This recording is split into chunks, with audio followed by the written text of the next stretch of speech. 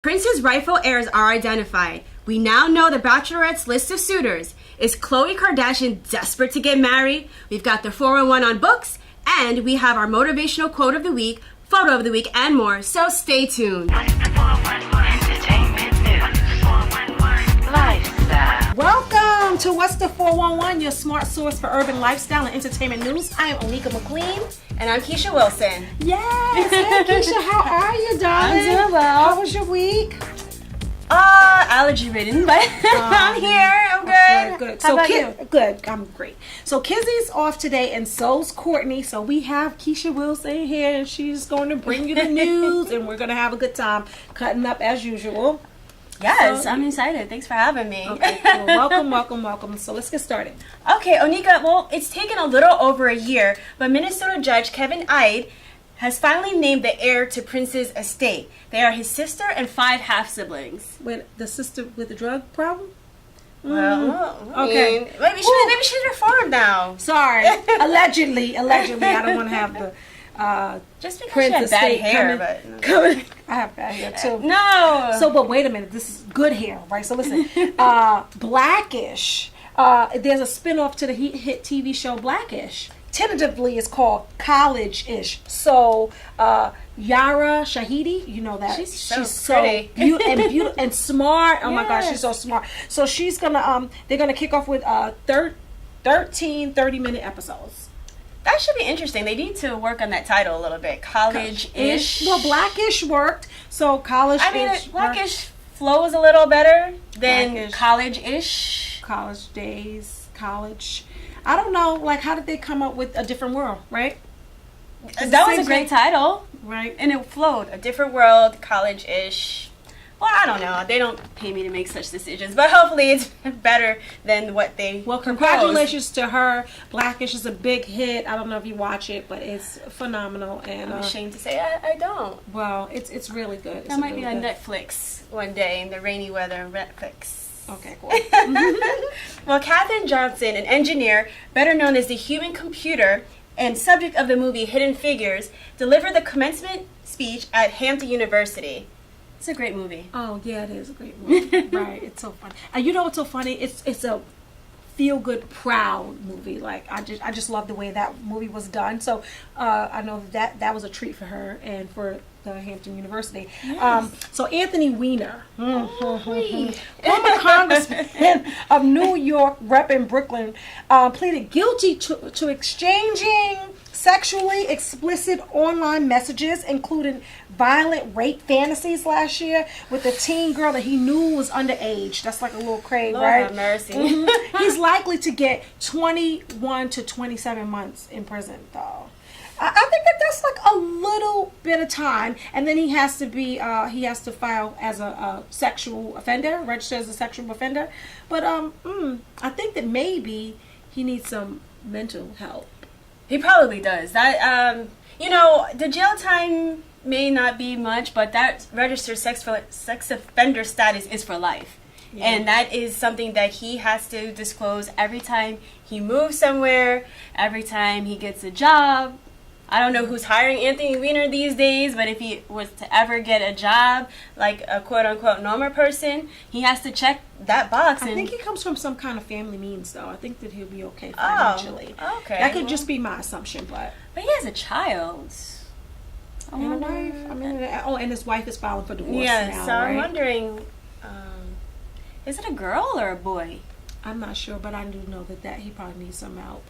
Well, we hope he gets the help that he needs. In lighter news, according to Radar Online, Jay-Z has hired an around-the-clock live-in nurse and a team of doctors to care for his lovely pregnant wife, Beyonce. As he should. That's right, boy. Do your thing. Until her twin babies are born. Apparently, Bey's pregnancy is high risk, so they want to make sure there's a smooth birth and there are no further complications. I wonder if they're going to shut down the hospital again. Remember they shut down the hospital for Blue Well, Ivy? I mean, when you're J and B, or Bey. It's bad, girl. Bey. My bad. Bey. I mean, you can do anything that you want, I think. So Keke Palmer cut her hair, and now social media is going crazy. Why? Why is this a story? Because social media cares about everything that you put out there. So she cut her hair. They're not happy about it. But is it a bad style? I don't know. It's just really short. But I watch Keke Palmer, and she changes her hairstyles quite frequently. So I don't even know why that is the story. But hey, whatever. And she's a beautiful girl. She can pull it off. Okay, so we're going to take a quick break. Do not touch that remote control. We'll be right back. Welcome back to What's the 411. Now we have stories that are popping, and I have one. Kizzy, I know you're not going to be happy about this because, you know, Kizzy is feminist, but only by convenience is what I call it, right? Stop. So Aisha Tyler, you know, the comedian that's on the, what is it, The Talk? Is it The Talk? Yeah. Mm-hmm. I was going to say The Truth, but that's something else. Yes. Okay, so she was married for 23 years to her husband, Jeff Tejan. And he filed for divorce, and the judge ordered Tyler to pay, get this, $31,250 a month in spousal support, with a lump sum of $500,000 for the next 4 years, for a sum totaling $2 million. So I did some background work on Mr. Jeff, because I was like, well, who is he? You know, I want to make sure he's not Mary J. Blige's manager. Oh, Lordy. Asking for nonsense. But he's an attorney, and he seems to have an intricate part in her career development. But still, I think that's an exorbitant amount of money. What do you think? I mean, I think, look, she is not a poor woman. She is a successful woman in her own right. And when the shoe is on the other foot, and the man is the breadwinner, the woman gets a lot of money in spousal support, either a lump sum or a monthly fee. So why should this case be any different? Because we're so late to the table as it relates to, you know, equal pay for equal work as it relates to women. I just think that we're just so new to the money pool that, come on, guy, like, really? Really? I don't know. I know it's a double standard, but guess what? The standard has been flipped for so long. I just feel like you ready for some catch-up time? Yeah, like if you had, Chris Rock said it best, if you had a 400-year head start, give me some time to recoup some stuff, right? Aisha, appeal that doggone order. I mean, you can appeal it, but I don't know how successful you'll be. Maybe he'll shell out $28,000 a month. I don't know. You know what it is? I just think that it's you have to get those prenups solid. But I guess being that they were married for so long, and that's what Twitter is saying. They've been married for so long. Because we would say that for the woman, when Chris Rock gets divorced, if Jay and Beyonce get divorced, well, maybe they're a little more on equal feeling. But you would want them to be compensated because they were married, they were the breadwinner. And there's this idea, I mean, not that I necessarily subscribe to it, but being kept in the lifestyle to which you become accustomed.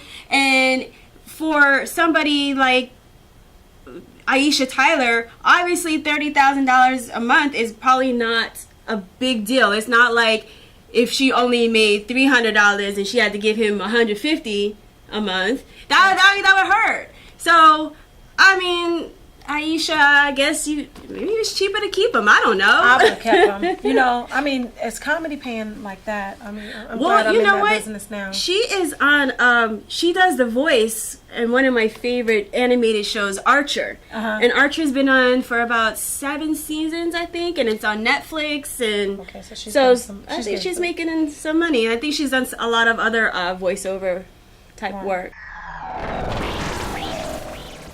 The Bachelorette. Rachel Lindsay is the first black bachelorette and The Bachelorette is the ABC TV dating reality show or something. I think that's what you call it. Well, anyway, for those who don't know, a bunch of guys vie for the attention of one lovely lady. You call it a gangbang, no?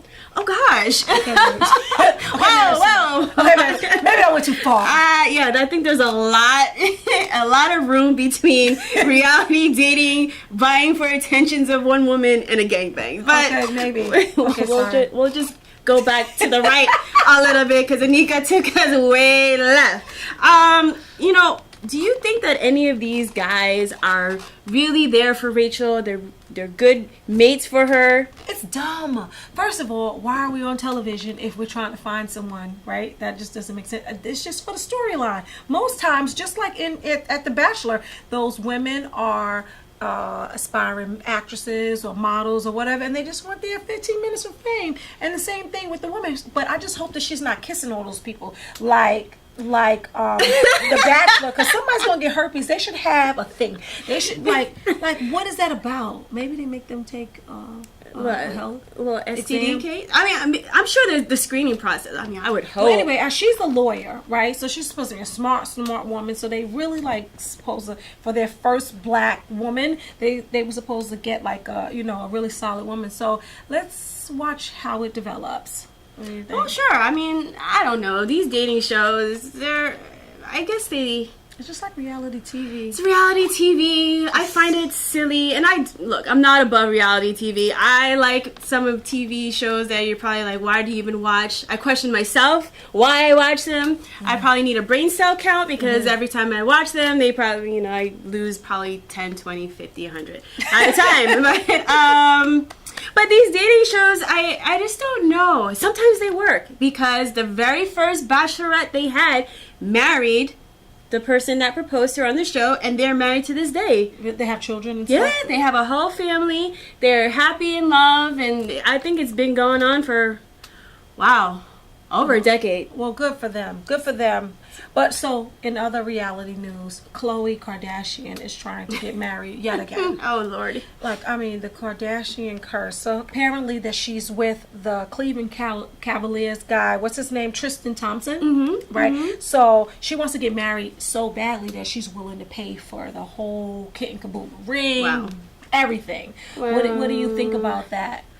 Well, I'm never a proponent of a woman proposing to a man or buying rings for a man because... Why? I think that with men, they have to do it in their time.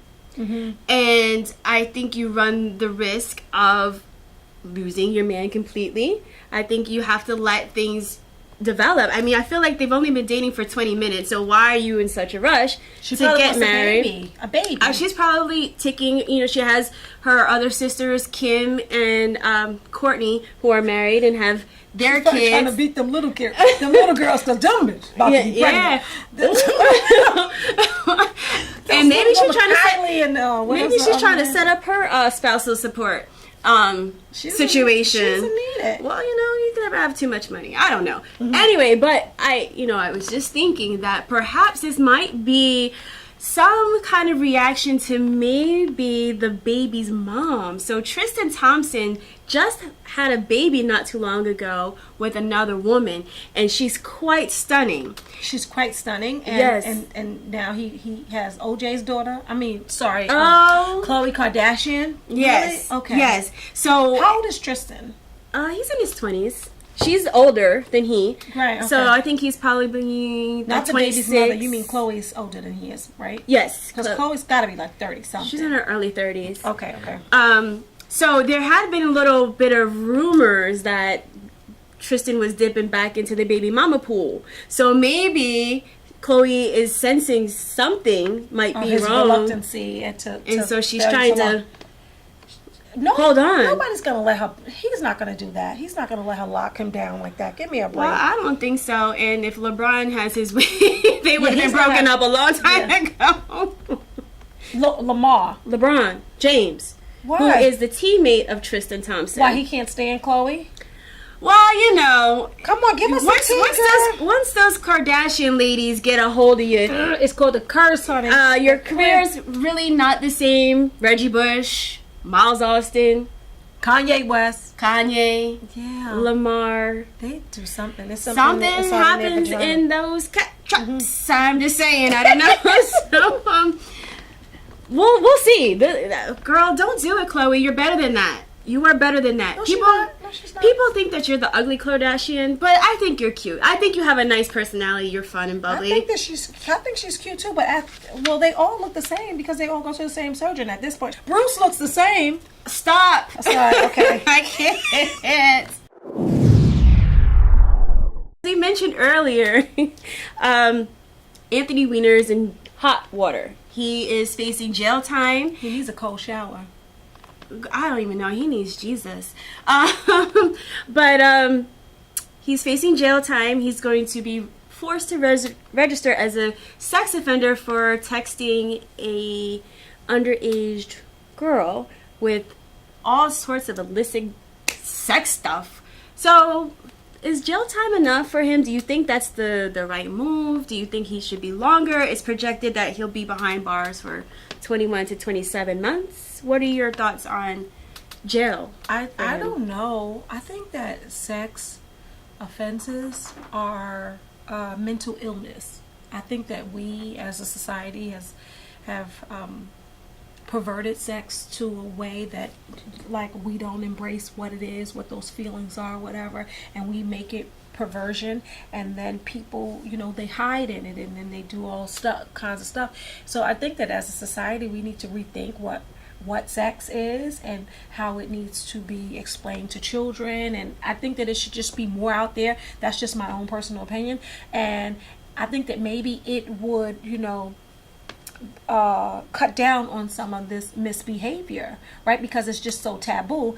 I totally think that the way pornography is set up now with our social media, that this is something that just happens all the time. How do you stop it? And even if so it's kind of entrapment in a way, right? How old are you? I'm imagining them having a text conversation. How old are you? I'm 13. And if he keeps engaging, then he's interacting with a minor. But why is the minor able to interact so freely? It's just like so much that our minors are exposed to answer your question, yes, I think that jail time is not going to be enough. He's going to have to do some intensive therapy, and maybe jail time coupled with therapy may work, but I just don't think that jail time does anything for any criminal. No. Right? Yeah, jail's So, not known to be rehabilitative at all. So what is it? Like, you just want them out of society, but do we fix the individual? And bigger than the individual,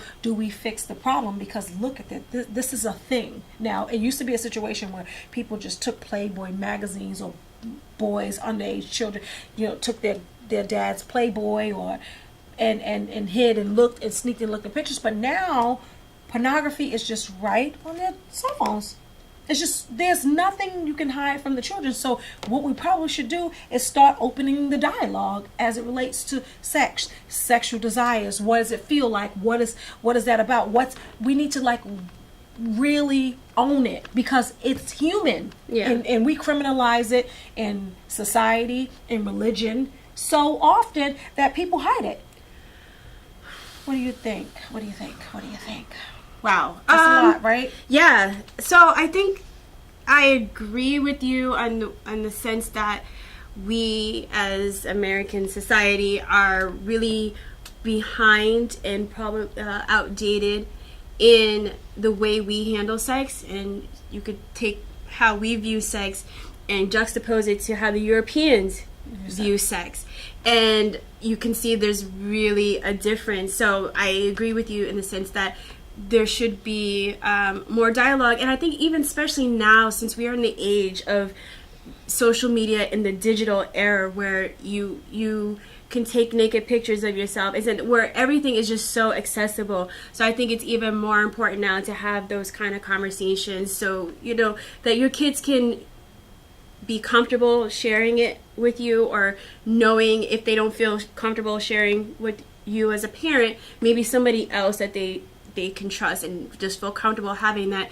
conversation with. In terms of Anthony Weiner, I feel as though his proclivities is a sickness, because he got caught. The first time we learned of him in these kind of incidents, we were like, oh wow, you really got caught with your pants down. And it just unintended. Mm-hmm. And it almost seemed like just a oops type of thing. But it's an addiction. But now right? People have sexual addictions. But now and it costs him a lot in terms of his political aspirations and with his wife, and then he got caught again. So now it's just, now it's a sickness and addiction. And then when you bring into the underage piece of it, because I think you can I think we would probably be more lax about it if he just kept doing it and it was with adults. But addiction is addiction, right? Yeah. So if you're addicted to sexual, if you're addicted to sex, right, and you're addicted to having sex with multiple women, right, we could say Tiger Woods was addicted to sex, right? All those women that he kind of like cheated on his wife. Nasty too. Right.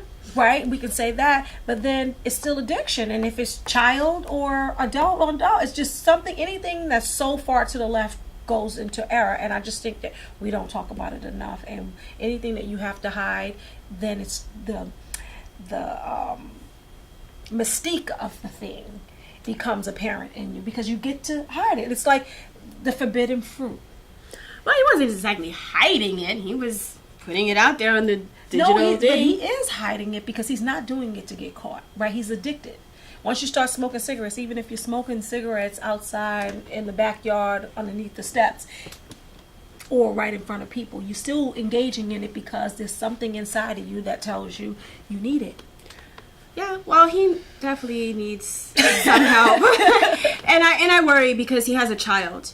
And I'm not sure if the child is a son or a daughter, but either way, that's something that I don't know how you even broach the subject and what the conversations in that household are going to be like. And like, God forbid he does anything inappropriate to one of his own children if he's willing to be inappropriate with someone else's. So I hold prayer for that household and for the young child because that's the innocent in all of it. Okay.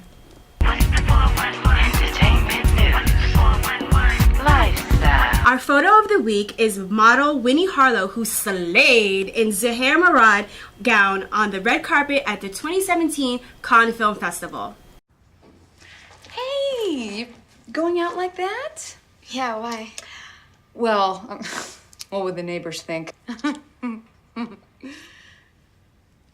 see you! Come look at Mr. Feather. Look what I have. Mr. Bird, remember? Bark, bark, bark. We're just playing. We're just playing on trying to get you out of here. Even still. You don't have to be perfect to be a perfect parent. There are thousands of teens in foster care who don't need perfection. They need you. What do Patti LaBelle, Kareem Abdul-Jabbar, and Brandon Harris all have in common?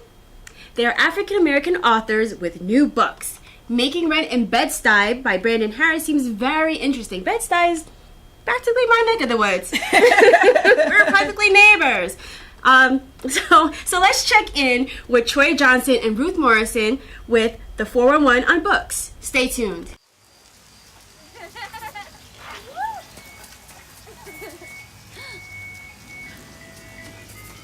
Mom, can we get some ice cream? Please, Mom, please. No, we're having dinner soon. Please.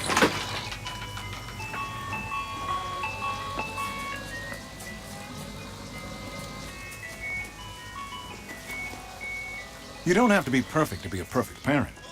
There are thousands of children in foster care who will take you just as you are. I want to share some information about some new books that are coming out. I try to pick books that are have a New York type of bent to it. There's a book coming out in June by Brandon Harris. It's called Making Rent in Bed-Stuy. And it's a really funny book that touches on a subject that can probably resonate with most of us. A whole lot of people in New York City, making rent. Yes. And it's no joke. It talks about, well, it is a joke. The book is really funny. But it talks about just the challenges of relationships and gentrification and careers and, just all of the challenges that we all face trying to make rent in Bed-Stuy and New York in general. Right, because oftentimes you hear a lot of people say, you know what, we got more muff than we have money. So, and if you're paying your rent, relatively first, putting a priority on that, that means, in this town these days, you have a little less for, hanging out, whatever you like to do. Sure.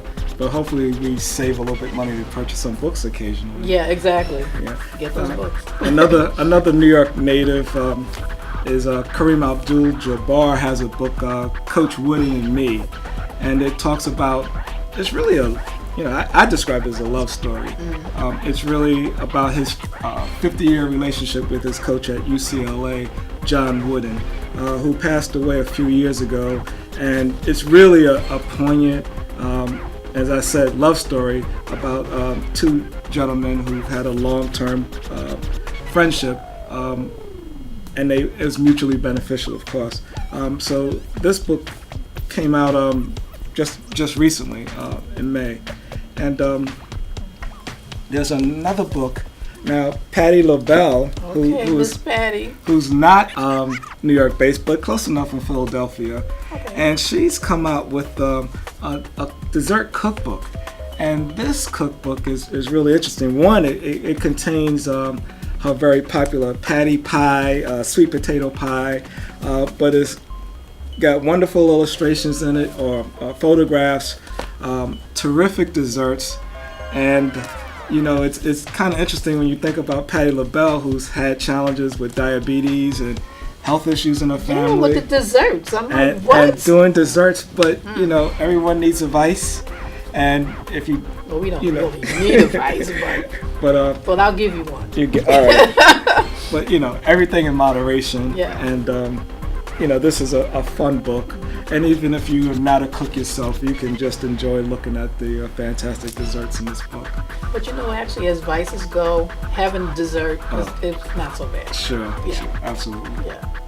So wow, I mean, those are really great, books. Are these relatively new books, or they're just? These are, well, this book comes out in June, making run in Bed-Stuy. Okay. The others came out either May or coming out or just came out in April. My new dad teaches me all kinds of stuff. I wouldn't use this one. He helps me with my decision making. Ever. And he's even teaching me how to drive. And that's why cars have bumpers. You don't have to be perfect to be a perfect parent. Thousands of kids in foster care will take you just as you are. Hey, you going out like that? Yeah, why? Well, what would the neighbors think? I see you. Come look at Mr. Feather. Look what I have. Mr. Bird, remember? Bark, bark, bark. We're just playing. We're just playing. I'm trying to get you out of here. Even still. You don't have to be perfect to be a perfect parent. There are thousands of teens in foster care who don't need perfection. They need you. Motivational quote of the week is, and I quote, "I only debate my equals. All others, I teach." End quote. Dr. John Henrik Clark. My new dad teaches me all kinds of stuff. I wouldn't use this one. He helps me with my decision making. Ever. And he's even teaching me how to drive. And that's why cars have bumpers. You don't have to be perfect to be a perfect parent. Thousands of kids in foster care will take you just as you are. That'll do it for this week's edition of What's the 411, your smart source for urban lifestyle and entertainment news. Until next week, check us out on our website, www.whatsthe411.com, or remember to hit us up on Facebook, Instagram, Twitter, and subscribe to our YouTube channel, What's the 411 TV. And please check us out on our social media outlets, and we might just mention you on our show. Well, I am Keisha Wilson, and on behalf of Onika McLean, who was so gracious to have me this week, thank you for spending your time with What's the 411. 411, who's got the 411? 411, they got the 411. Who's got the 411? We got the 411. What's the 411? The 411. What's the 411? They got the 411. We got the 411.